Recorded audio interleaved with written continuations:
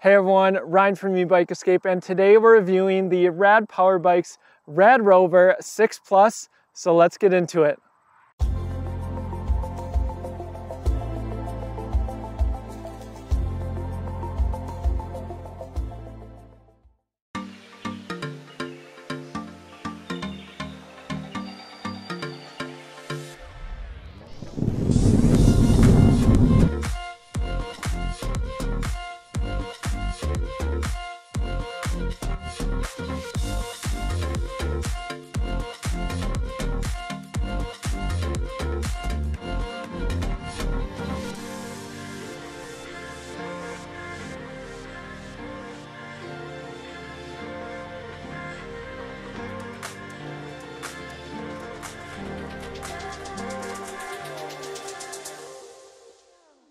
Before we get started with the walk around, if you are looking to purchase a Rad Power Bike, please consider using the link in the description prior to making your purchase. It's a free and easy way to help me keep making videos like this one.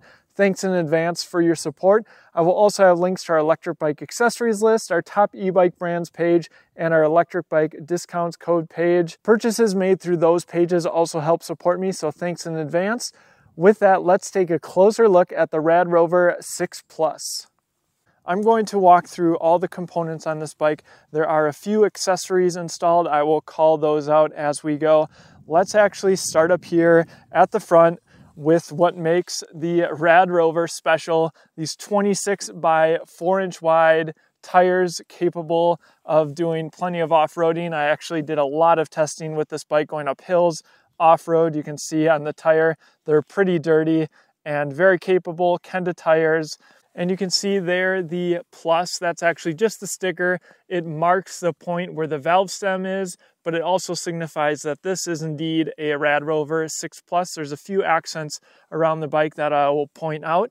Moving on to the disc brakes, these are hydraulic disc brakes. Now, of course, this is one thing that sets the RadRover 6 Plus, and now it seems all Plus models with the recently introduced Rad City 5 Plus, apart from some of the more affordable models. One thing to note is the Rad Runner Plus currently does not have hydraulic disc brakes, so don't let that confuse you if you're shopping for one of these bikes. And the RadRover 6 Plus comes with included plastic fenders as well as this front light that they have been using now for some time. It turns on automatically when you turn the bike on, and I have to say I really like this light. It gives you more of a beam in the center and this halo around the edge for more visibility. Now, if you're just buying the RadRover 6 Plus with no accessories, it will actually be installed right here next to the fender. You can see I have the optional front rack on here. And one thing to note is with the light mounted on the fender, it is going to point where you're steering, whereas when the light is mounted to the front rack, it's in a stationary position. Obviously, when you move the handlebars and the wheel, that light is going to stay centered straight in front of you. So something to keep in mind. All right, now let's move on to the cockpit. We're actually getting a little bit of rain here.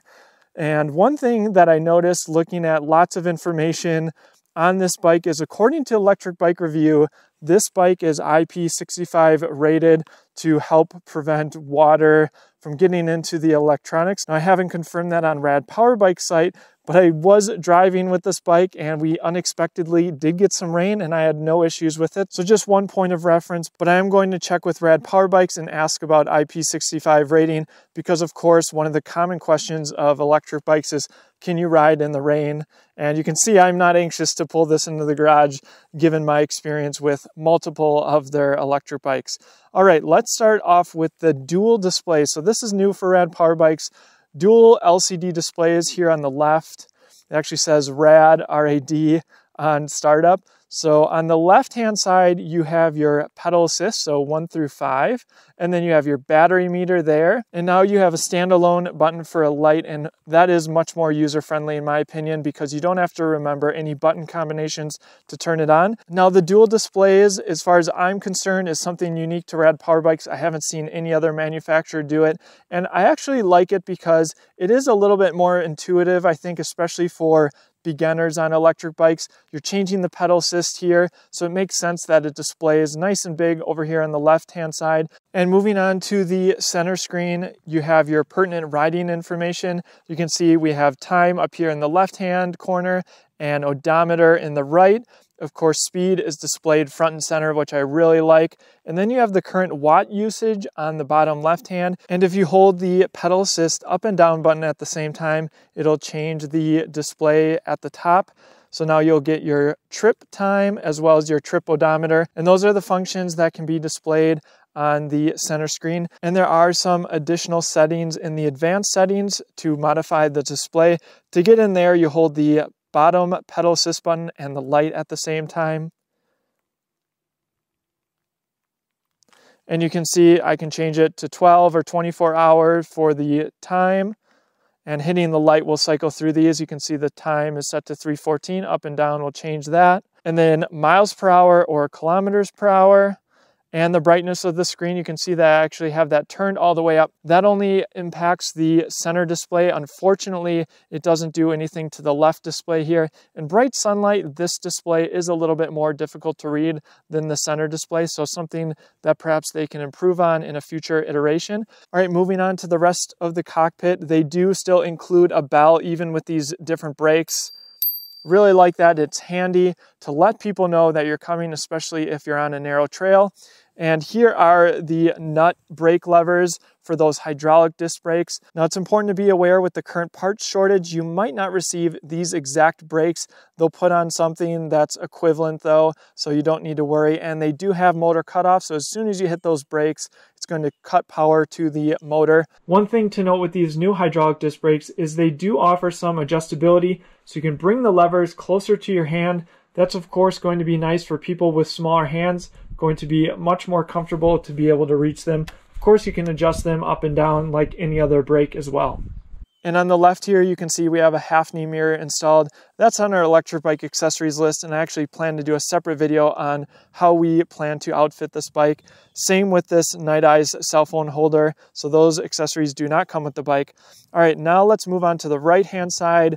Very similar, if you already are familiar with Rad Power Bikes, you have the faux leather grips and the right-hand twist grip throttle and the 7-speed shifter that comes on, I believe, all of their electric bikes. It's an entry-level shifter. It's good enough. In my opinion, I would have liked to see them step up just slightly on this component, given this is a more premium electric bike, perhaps a trigger shifter, but this one does work fine, especially if you're not going to be doing a lot of shifting.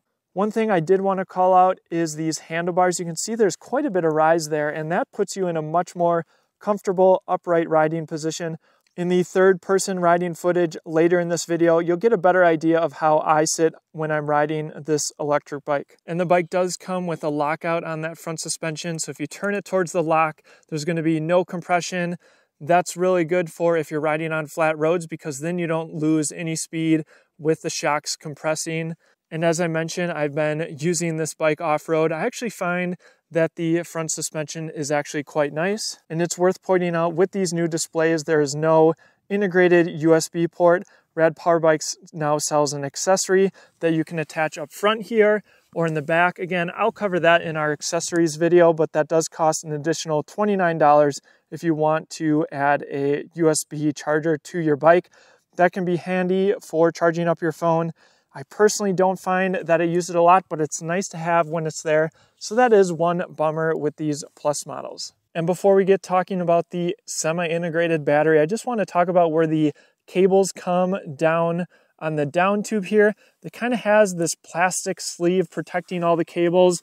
It is supposed to be really good for maintenance. You can see that it's attached to the frame. And on another electric bike, I've actually had to feed a cable through a frame where the cables were all integrated, and that was kind of a pain. So I like this. I think it's an interesting choice. Definitely going to be nice for any maintenance down the road, and I don't think it impacts the aesthetics of the bike too much. Okay, let's talk about the semi-integrated battery. Again, this is one of the significant changes on the Plus models. Gives a little bit more of a cleaner look, but does protrude from the frame a little bit. On the left side here, you can see we have that charger port, and it does have a nice cover to keep water out of there. What I've really been enjoying about this battery is it is so much easier to remove than the Shark-style batteries when you have to slide them off. You simply turn the key and the battery pops up, and very simple to remove. You can do it with one hand. It does have a charge indicator with 10 bars, so you can get a better idea of how much charge you have. You can see I am full. And so when you're traveling with the RadRover 6 Plus, Rad Power Bikes actually sells a plastic piece that fits really nicely in here. I would definitely consider that if you're going to be trailering these electric bikes, to protect those connectors from any rain. And to install the battery, you simply put the back end in first and simply push the battery on. Clicks very nicely. One thing to keep in mind, if you are familiar with other Rad Power Bikes models, there's no locking position with these keys. And what I mean by that is on the more affordable models, there's a center point where the battery isn't unlocked, but the bike can't be turned on. So that was really good for theft prevention, because someone couldn't necessarily just come up and turn your bike on. Of course, with these bikes, you might want to bring the battery in with you anyway, but something that I wanted to point out as a difference between the Plus models compared to what I'll call the more affordable Rad Power Bikes models that they currently offer. All right, now I'll call out some accents here. You can see it's a little bit more of an understated look. RadRover Plus there, Rad Power Bikes. Got this nice charcoal color, looks really classy, and then they do have a couple orange accents, as I mentioned, around the bike. And it does say RadRover 6 Plus here, right by that seat tube, and right there, Class 2 electric bike, 20 miles per hour, limited to 750 watts. And on the RadRover 6 Plus, you'll get the same pedals that come on all of the Rad Power Bikes models, at least of this recording. These are made by a company called Welgo. They have some reflectors on them. They come on quite a few electric bikes. They're sufficient for most people, but if you want more grip, there's definitely some other options out there. And I talked a little bit about that USB connector. You can see that one would attach right here. Again, I'll go more in depth on that in my accessories video. And then you have a beefy kickstand. You can see that it's quite wide, no issues with soft ground, and it's not going to come in contact with pedals, something that most electric bike companies are now doing. Here's a close look at those hydraulic disc brakes in the rear with the 180 millimeter rotors. And one thing that's really interesting, a change that Rad Power Bikes has made with these models, is you can see that the motor cable actually comes in between the frame and the disc rotor. It no longer comes in on the right side. I'll try to get a closer look at that so you can check it out. But there's the cable right there. And so you have both cables running along here. Here's the motor cable. There's the line for the hydraulic disc brakes. And here's a top view so you can get a better look at that motor cable. It does protect it, in my opinion, a lot better than when the motor cables were simply coming over here on the right-hand side. And then, of course, you have that 750 watt motor, new from Rad Power Bikes. I did tons of testing on this, not only in this video. I'll show you the hill climb test. I'll walk through the various pedal assist levels in a little bit, but I also did a separate video taking this off-road up a giant hill so you can see what the performance of this motor is. It is a different motor than comes on all the more affordable Rad Power Bikes models. And in the front here, you do have a quick release, and in the rear, you have the bolt with the torque arm that helps keep the motor and wheel secure. Another change Rad Power Bikes made is the rear light is now integrated into the rear fender. I actually have the lights on, and so if I press the brake, you can see that it goes brighter. And it's important to note, even with the lights turned off, the brake light does go on when you hit the brakes, as you can see there. For rear derailleur, we have Shimano Altus. This is a very common derailleur that comes on many electric bikes today. I've actually had to install these before, and I find that they're pretty easy to adjust if you need to adjust the shifting. This is the same freewheel that comes on all Rad Power bikes, and if it looks a little rusty, that's actually dust because I've been riding this again on dirt roads so much. We do have a derailleur guard, which is a nice addition. Just make sure that this doesn't get bent in shipping because it will impact your shifting. And Rad Power Bikes does include this neoprene sleeve. It actually Velcros here, protects your frame from getting damaged from that chain bounce. Of course, that's going to be very important if you ride off-road. It'll keep your frame looking a lot nicer. Double-walled chain ring up front, that's going to help prevent any damage to that should you hit it on anything. As far as the saddle goes, this is a very standard saddle. Unbranded, does have a handle, helps you move the bike around a little bit. And if you're looking for more comfort, check out our electric bike accessories list because I compile some of the most popular seats if you're looking for additional comfort. Rad Power Bikes does sell a premium seat as well. All right, that concludes the walk around. Next, we'll get to some first-person riding footage. I'll talk about the various pedal assist levels, and then we'll do the hill climb test. And finally, I will give you my final thoughts on this electric bike with my third-person riding footage. All right, let's get to the first-person riding footage so you can get an idea of what this motor is capable of. Okay, here we go with the first-person riding footage. We are actually on the, I believe it's called the George Mickelson, definitely Mickelson Trail here in South Dakota. I think it's 100 or so miles. Really great riding. I'm pretty sure they're friendly to e-bikes. I think I saw online e-bikes are allowed. But anyway, let's talk about the pedal assist levels. And I'll also note, so we've been riding about 8 miles. And I've been in 7th gear for most of this. Pedal assist 2 and 3 going between, I would say 12 and maybe 15 miles per hour for just a small part of it. And I'm actually going uphill slightly here, but let's go ahead and talk a little bit about what you can expect from the pedal assist. So right now, pedal assist 1, 4th gear.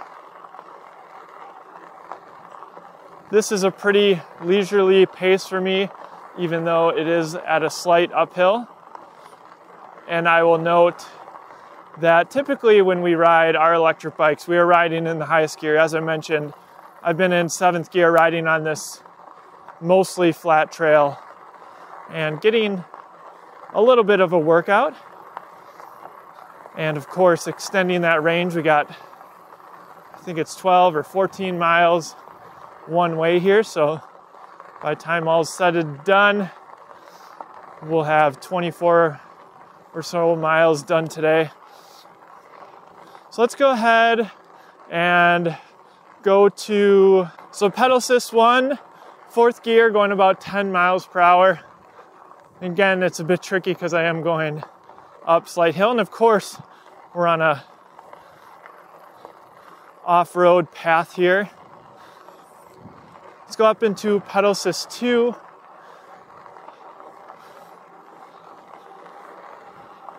I would say that kicks in just a little bit. You can see I'm going 12 miles per hour. There's the GPS speed on my phone. Matches very well with the Rad display. Still 4th gear. Let's go ahead and go into pedal assist 3. You can see we jumped a fair bit there. 15 miles per hour, and my legs are spinning a lot more. I actually need to shift up here. 5th gear. 6th gear. And I do have this bike as it comes from Rad Power Bikes. I recently did a video talking about how to override the speed. I actually figured out how to do this in the advanced settings of the display, which Rad does not recommend or advertise, but I found it and thought I would share it. So you can check out that video if you're interested. But yeah, pedal assist 3 solidly 15, 16 miles per hour. Let's go ahead and go into pedal assist 4.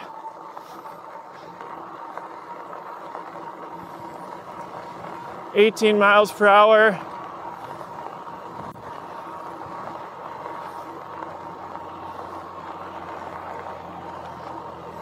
$17. Take this turn here. I think we're gonna go under a tunnel here. I'm not sure how the lighting will be.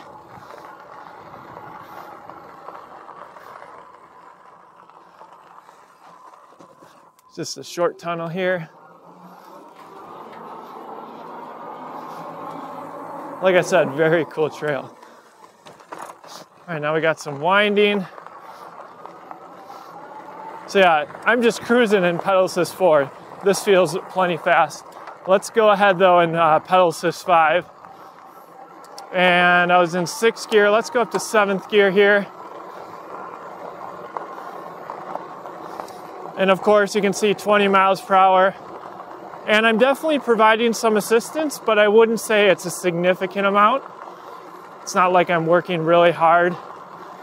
So hopefully that gives you a little bit better idea of the various pedal assist levels. I mean, this bike will go 20 on throttle only, which I'll demonstrate here quickly, even up this short hill. All right, here we go. 3, 2, 1, throttle only. 10, 15, 17, 19, and there's 20 miles per hour. And again, that was up a slight hill.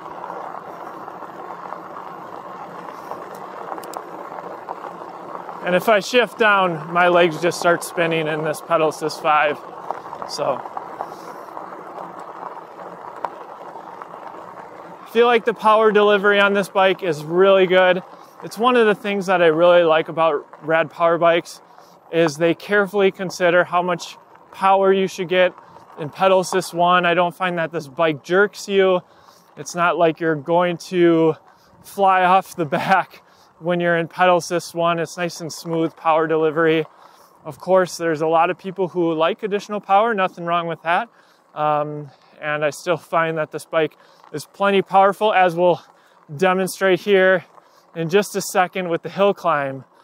But overall, I've been really impressed with the new motor that Rad Power Bikes put on the RadRover 6 Plus. All right, with that, let's take this bike up the large hill that I take up all of our electric bikes, see what this thing can do on large hills. Okay, here we are at the large hill that I test out all of the electric bikes that I review. I will put on the screen the information about this hill so you can get an idea of just how big it is, because the GoPro definitely makes it look smaller. GPS speed on my phone, hopefully you can read that. One of the downsides, I guess, of these handlebars, I really like the rise because it puts you in a comfortable riding position, but it is harder to mount accessories. All right, full throttle, going up this hill, currently using 520 watts. And the hill really is just about to start now.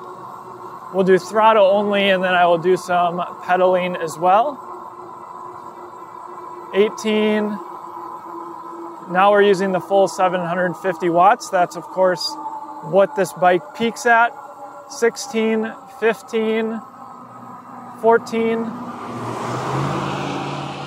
13, 12. And just keep in mind how heavy this electric bike is. The fat tire bikes are also a little less efficient just due to their wider tires. So 12, I think the lowest I saw was 11 miles per hour, throttle only up this very steep hill.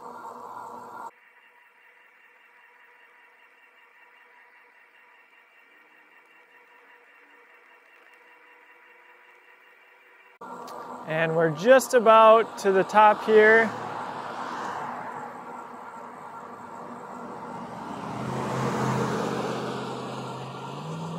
And I did charge the battery up before I started riding today. I am down 2 bars and I just saw another bar go down. Of course, using throttle only up a large hill is going to really chew up that battery on any electric bike. All right, it's back up to 16 miles per hour.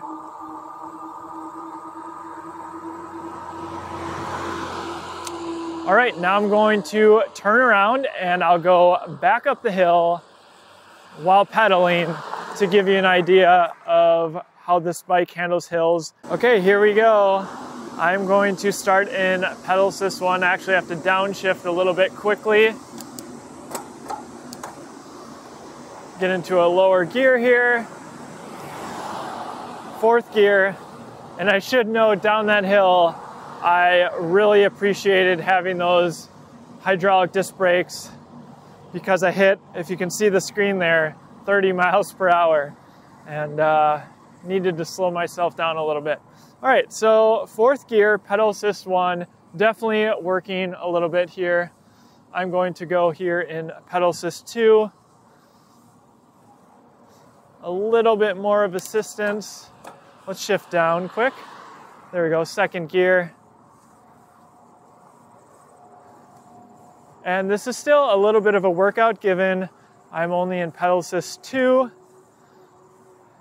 Of course, I could go into 1st gear here and it's much easier.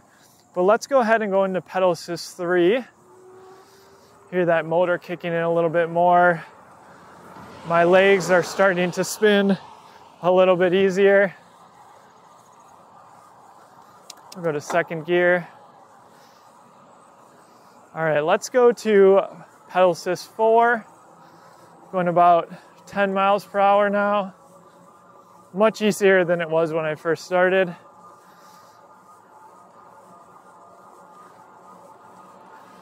And I'm pretty comfortable, I would say, in pedal assist 4, 2nd gear. This is pretty easy. Let's shift up to 3, 4. A little bit of a workout now. 5th gear, let's go up to pedal assist 5. There we go.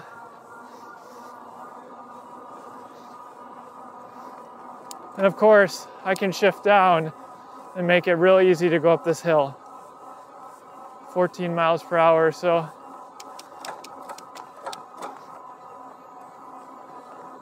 So in my opinion, based off of all the electric bikes that I have tested out, this new 750 watt motor from Rad is plenty capable on hills.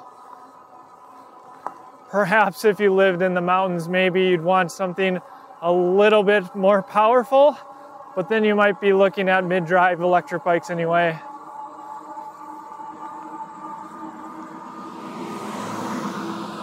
And we're at the top.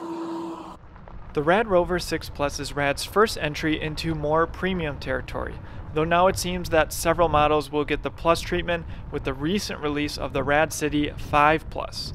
The RadRover 6 Plus is currently priced at $19.99 or $300 more than the standard RadRovers and enters into what seems to be a dizzying amount of fat tire e-bike options.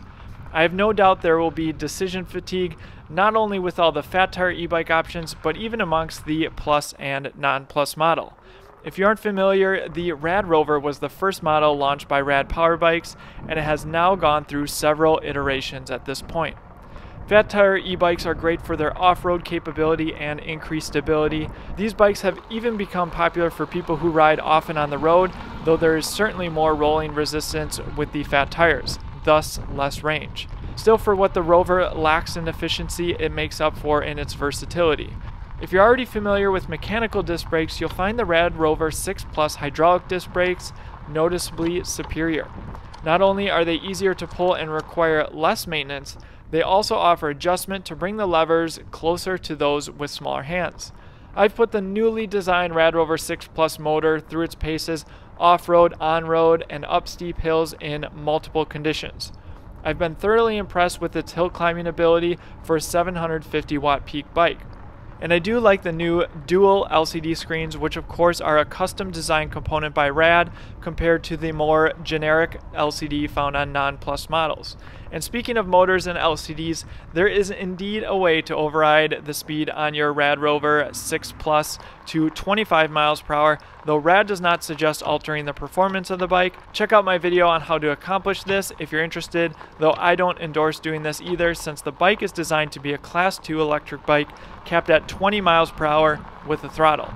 The semi-integrated battery is also much improved over the Shark-style batteries, which slide on and off sometimes not so smoothly. So it's more user-friendly, and this of course gives the bike a cleaner look. Also worth noting, particularly for shorter riders, are the new geometry changes on the RadRover 6 Plus. Fat tire e-bikes generally are large bikes, and the new RadRover 6 Plus high step and step-through versions have a shorter seat tube and handlebar height compared to the RadRover 5 and RadRover Step-Through 1 to accommodate shorter riders. This is especially pronounced on the step-through models, so spend a few minutes looking at the geometry section of each model as well as the general sizing chart. For a point of reference, I'm 6 feet tall with a 32-inch inseam, and my wife is 5'5" and is comfortable on the high step model. Like all Rad Power bikes, there are a ton of accessories that can be added, which will be a subject of a future video, though these are optional since the bike already comes with integrated front and rear lights along with front and rear fenders. In my testing, the front spring fork was plenty adequate, and lowering the tire pressure will add additional comfort on those fat tires. Worth noting are the bike weights. The Rad Power Bikes Plus high step model now weighs 73.4 pounds compared to 69 pounds on the RadRover 5. The RadRover 6 Plus step through is now 1.5 pounds heavier at 72.5 pounds. Something worth taking into account on any e-bike you purchase. The downsides of this bike are few. I wish there was a mounting point for a bottle cage, though this can be solved by taking a quick peek at our electric bike accessories list, link in description. I also wish the USB charger was built in somehow to the display. And finally, I know there will be comments about the fact that a more powerful fat tire e-bike can be purchased for the same price. I don't fault those people for wanting the highest output motor with the largest battery at the best price, but it's also worth taking a step back and looking at the whole picture. Rad Power Bikes is the largest seller of e-bikes in North America, and potential customers should take comfort in that. They raised $150 million earlier this year. Let that soak in for just a second. There is something to be said about the customer experience. This relates to everything down to the manual that's written in perfect English, to videos on how to assemble, maintain your electric bike, mobile service centers across the US, and even well-packaged bikes, at least in my experience. I have no doubt you'll be able to purchase replacement parts for years to come, assuming the general shortages in the bike industry get sorted out sooner than later.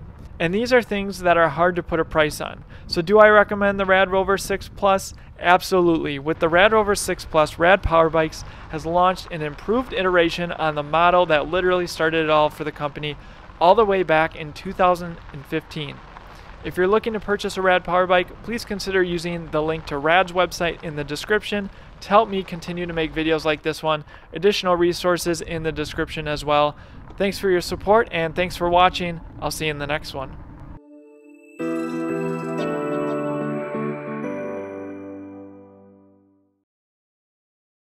And my wife tells me I have too many bikes.